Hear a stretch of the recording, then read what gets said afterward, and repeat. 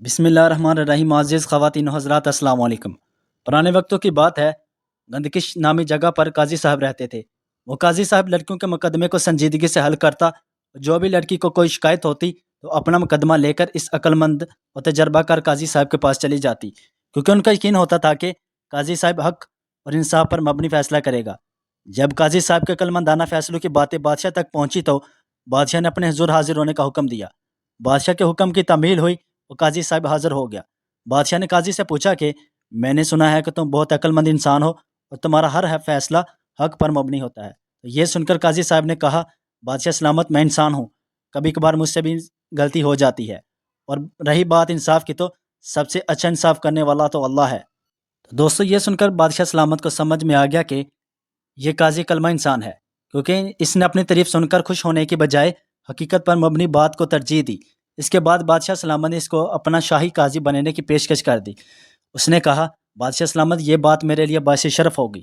اس کے بعد جو بھی کوئی مقدمہ آتا تو بادشاہ سلامت کی جگہ قاضی صاحب اس کو حل کر دیتے۔ ایک دن ایک نوجوان دوڑتا ہوا قاضی صاحب کے پاس آیا۔ اس کی شرمگاہ سے خون بہہ رہا تھا۔ قاضی صاحب نے اس کو تعجب بری نظروں سے دیکھا تو اس نوجوان نے کہا، قاضی صاحب، میری بیوی نے میرا نفس کاٹ ڈالا ہے، مجھے اپنے ہی بیوی نے مجھے نامرد کر دیا ہے۔ یہ سن کر قاضی صاحب چونک گئے کہ ایسی دنیا کی کون سی بیوی ہوگی جو اپنے ہی شوہر کو نامرد کر دے۔ پھر قاضی صاحب نے حکم دیا کہ اس کی بیوی کو حاضر کرو۔ جب اس آدمی کو بیوی کو حاضر کیا گیا تو قاضی صاحب نے پوچھا کہ اے لڑکی، شاید تم دنیا کی پہلی لڑکی ہوگی جس نے اپنے ہی شوہر کو نامرد کر دیا۔ اس کی بیوی نے کہا، قاضی صاحب، آپ حقیقت کو نہیں جانتے۔ قاضی صاحب نے کہا، اگر تم ہمیں حقیقت سے آگاہ نہیں کرو گی تو ہمیں کیسے پتہ چلے گا؟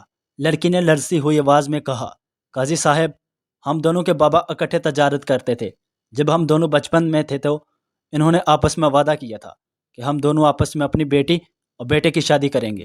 جب ہم دونوں جوان ہوئے تو میرے بابا نے مجھے کہا کہ بیٹی، میں نے تجھے بہت نازک اور پیار سے پالا ہے، لیکن آج میں تمہیں ایک بات بتانا چاہتا ہوں۔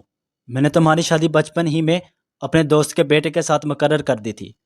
وہ میرے ساتھ تجارت کرتا تھا اور ہم دونوں کی دوستی کی لوگ مثالیں دیتے تھے۔ اگر تم چاہو تو میری پسند اور میرے وعدے کے مطابق اس لڑکے سے شادی کر لو۔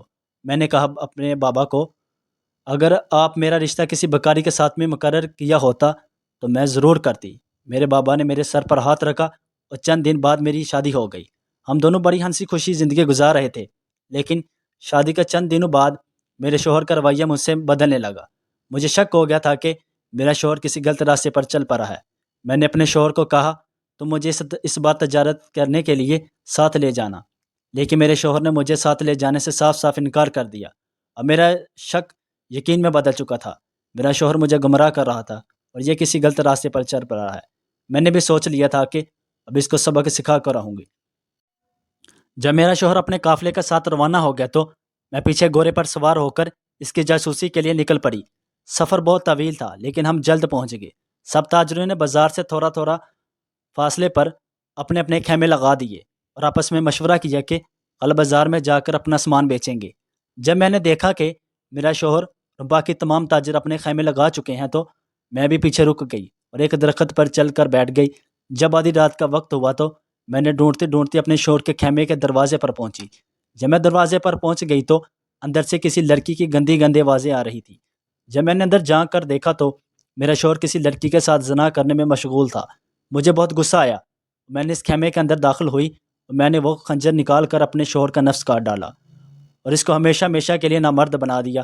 میں اپنے شوہر کو اسی وقت قتل بھی کر سکتی تھی، لیکن میں نے اس کو زندہ رکھا اور اسے نامرد بنا دیا تاکہ اس سے دوسرے لوگ بھی عبرت حاصل کریں کہ جو نوجوان اپنی بیویوں کو گمراہ کر کے کسی دوسری لڑکیوں کے ساتھ وقت گزارتے ہیں تو ان کا انجام اسی طرح کا ہوتا ہے۔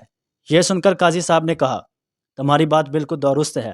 تمہارے شوہر نے تو میں گمراہ کیا ہے، کیونکہ اس کا شوہر اپنے جرم کا اعتراف کر چکا تھا، لیکن تمہیں اپنے شوہر کو نامرد کرنے کا بالکل حق نہیں تھا، بلکہ تم مقدمہ لے کر میرے پاس آتی تو تمہیں ضرور انصاف مل جانا تھا۔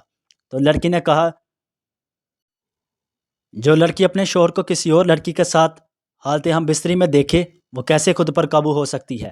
یہ سن کر قاضی صاحب نے کہا، تمہاری بات بالکل درست ہے، اس لیے میں تمہاری سزا کم کر رہا ہوں۔ اس کے بعد قاضی صاحب نے اس لڑکی کو 1 سال کے لیے زندان میں بند کرنے کا حکم دیا اور بادشاہ کی سلطنت میں موجود مردوں کو جمع کر کے اس آدمی کو ان کے سامنے کھڑا کر کے ان تمام کو اس نوجوان کی مکمل کہانی سنانے کا حکم دیا تاکہ اس آدمی کو دیکھ کر باقی مرد عبرت حاصل کر سکیں۔